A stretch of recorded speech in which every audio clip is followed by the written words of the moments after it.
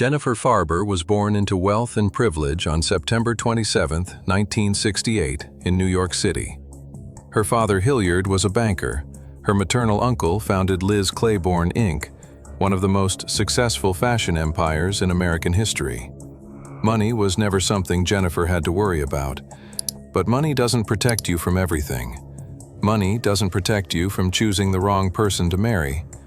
Her husband, Fotis Dulos, was born in Turkey and raised in Greece before coming to the United States in 1986. Like Jennifer, he went to Brown University. That's where they met, two ambitious students with bright futures ahead of them. Fotis went on to get an MBA from Columbia Business School. In 2004, he founded 4 Group Inc., a luxury real estate development company in Connecticut. On paper, Fotis looked perfect. Educated, successful, entrepreneurial, the kind of man Jennifer's wealthy family might approve of. They married in Manhattan in 2004, shortly after Fotis's first divorce. Within a few years, they had 5 children together, including 2 sets of twins. 3 sons named Petros, Theodore, and Constantine. 2 daughters named Christiane and Cleopatra Noel. A big, beautiful family living in a gorgeous home in Farmington, Connecticut. By 2017, everything had fallen apart completely. Jennifer discovered that Fotis was having an affair with a woman named Michelle Troconis, an employee at his company.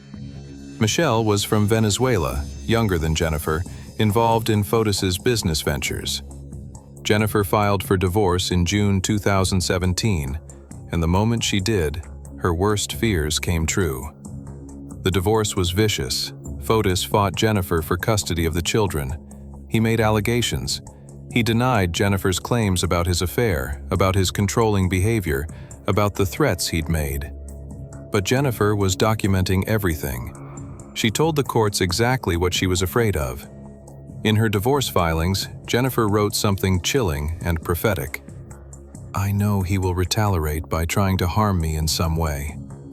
Not might, not could, will. Jennifer knew her husband well enough to know that he would retaliate, that he would try to hurt her for leaving him, for taking the children, for exposing his affair and his lies. The custody battle dragged on for 2 years. Jennifer's lawyers presented evidence that Fotis had made kidnapping threats, that he'd illegally purchased a firearm, that he was dangerous. Fotis denied everything, played the victim, claimed Jennifer was alienating him from his children. But the courts saw through him. By May 2019, Jennifer had been awarded sole physical custody of all 5 children. Fotis was restricted to supervised visitation only. He'd lost.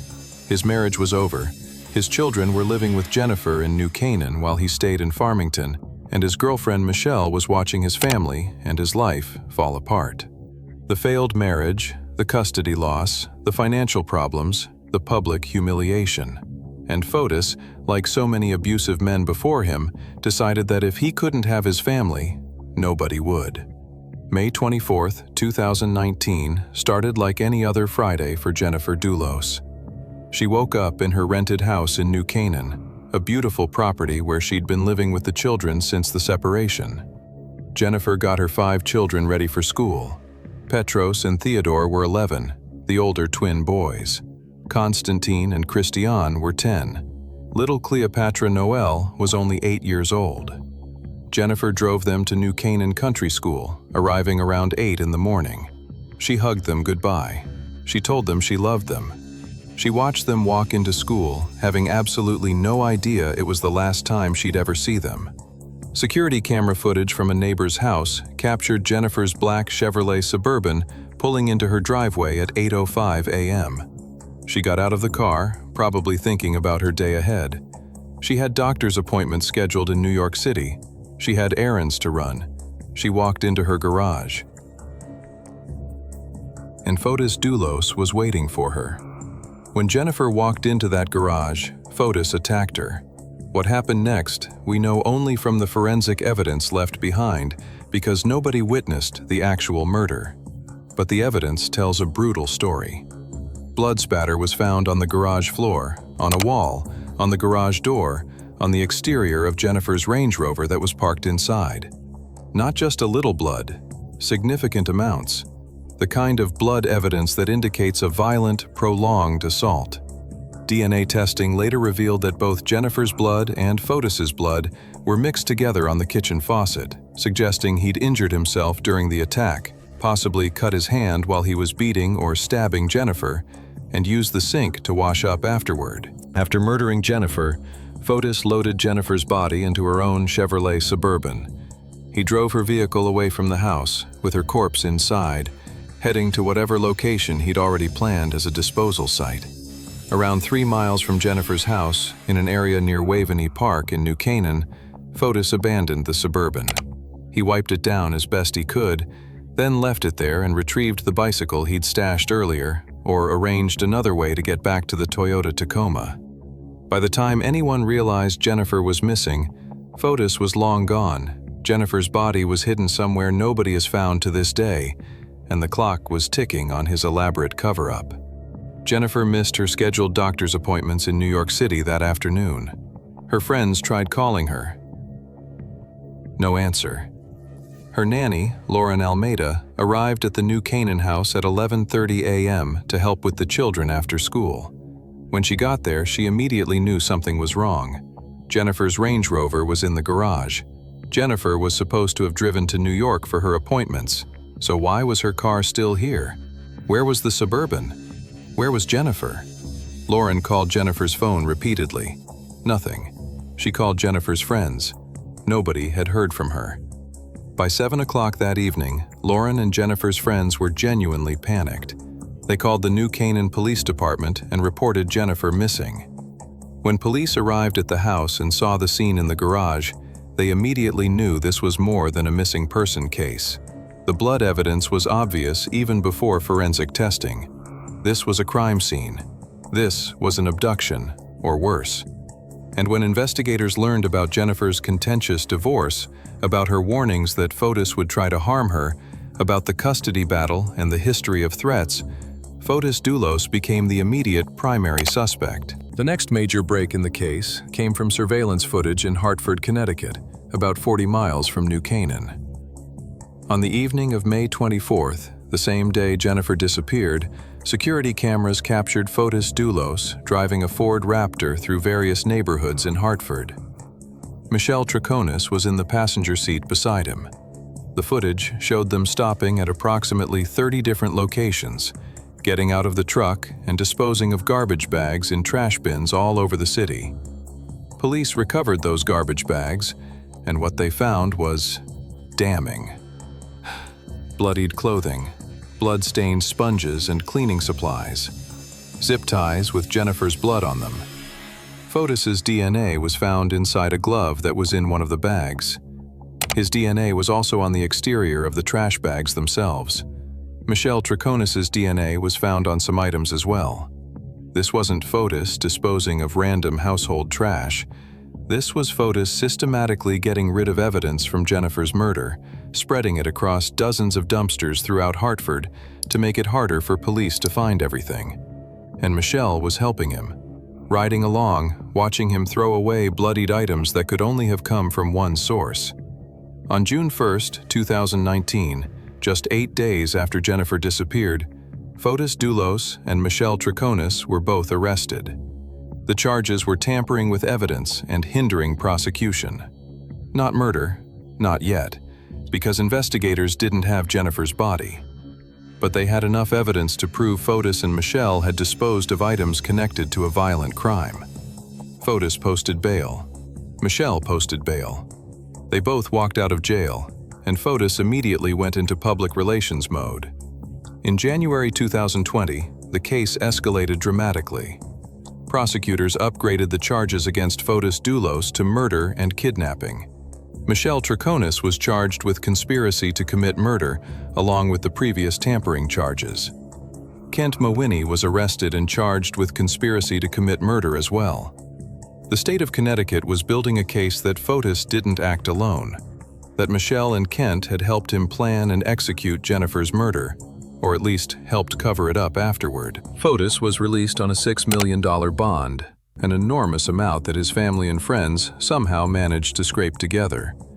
He was fitted with a GPS monitoring bracelet and ordered to remain under house arrest at his Farmington home while awaiting trial. But Fotis knew what was coming. He'd seen the evidence against him. He knew about the blood in Jennifer's garage, the Hartford surveillance footage, the testimony from witnesses who'd seen him acting suspiciously. He knew Michelle might turn on him to save herself. He knew Kent might do the same. He knew that if convicted of capital murder, he could face the death penalty.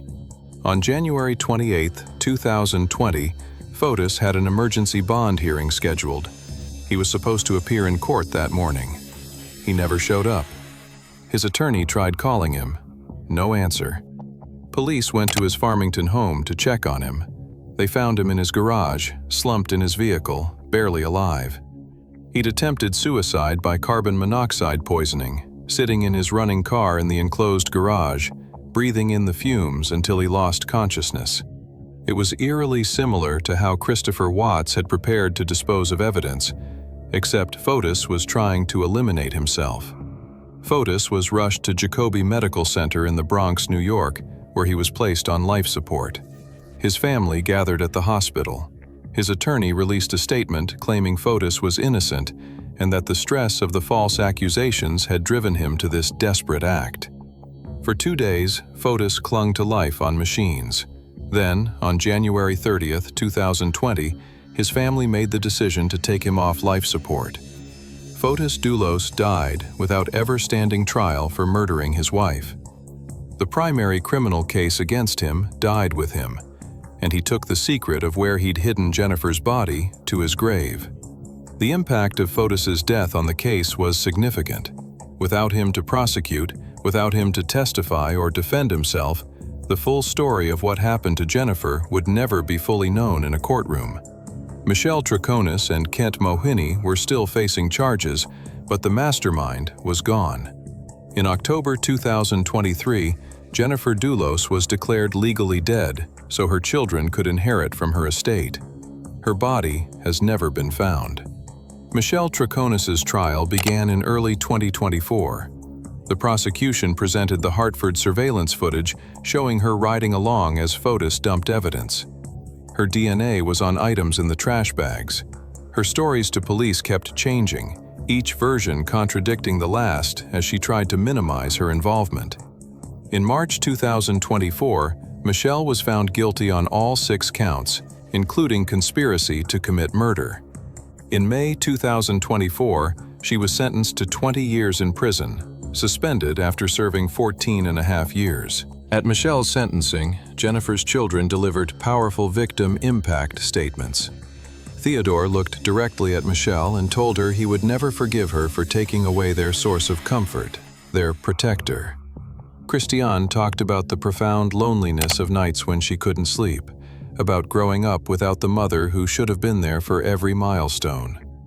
Kent Mohini took a plea deal and was sentenced to 11 months in prison.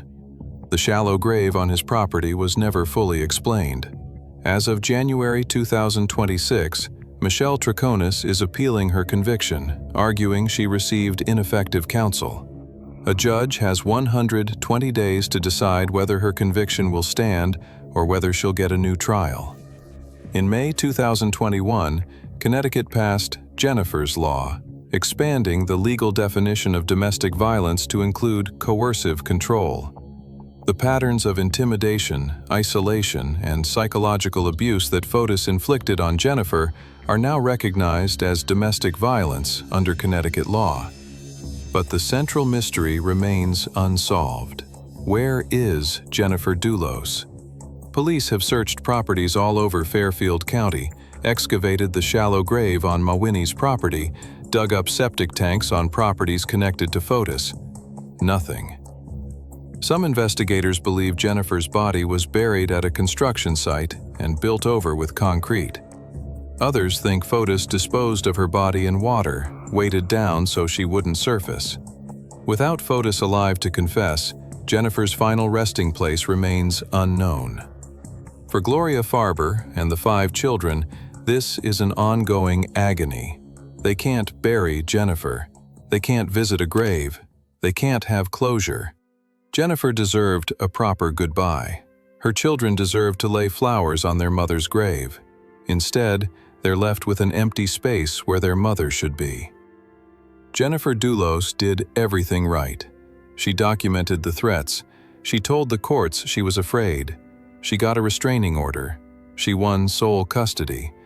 None of it mattered. Fotis still found a way to murder her in her own home and make her disappear. The 5 children lost both parents in the most traumatic way imaginable. They lost their mother to murder and their father to suicide and to the knowledge that he was their mother's killer. But these children are resilient. They have their grandmother Gloria, their nanny Lauren Almeida, each other, and their mother's memory. One suspect is dead, having taken his own life rather than face justice. One suspect is in prison, serving 14.5 years. One suspect served 11 months and is now free. But where Jennifer's body is hidden, how Fotis managed to dispose of her so completely that years of searching have turned up nothing, all of that remains a mystery. Pay attention to the warning signs. Jennifer Dulos said it in writing. She knew Fotis would retaliate. She was right, and nobody could stop him. This is the story of Jennifer Dulos, a mother who loved her children, a woman who tried to escape an abusive marriage, a victim who warned everyone what would happen. Her body has never been found, but her legacy lives on in the law that bears her name, in the 5 children who survive her, and in the reminder that domestic violence can happen to anyone, anywhere. Jennifer Dulos deserved better. She deserved to live. She deserved justice, and she deserved to be found.